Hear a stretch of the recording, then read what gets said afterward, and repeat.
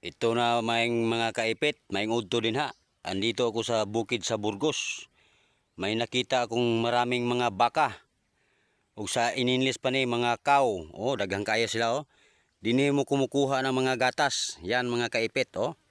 Ang dami nila oh. Ang laki nila. Yan mga kaipit, ang laki ng mga baka oh. Nako, pambihira itong mga baka dito oh. Ang laki, ang farm sa baka yan. Yan mga kaipit, ang farm sa baka. Pumunta ako dito ngayon. Kasi ang kakainin sa mga baka, ito lang ito, hindi yung mga feeds mga kaipit.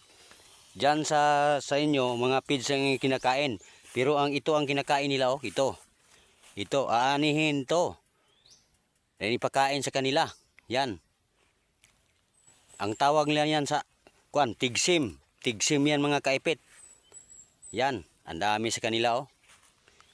Yan mga kaipit. Ang daming mga baka.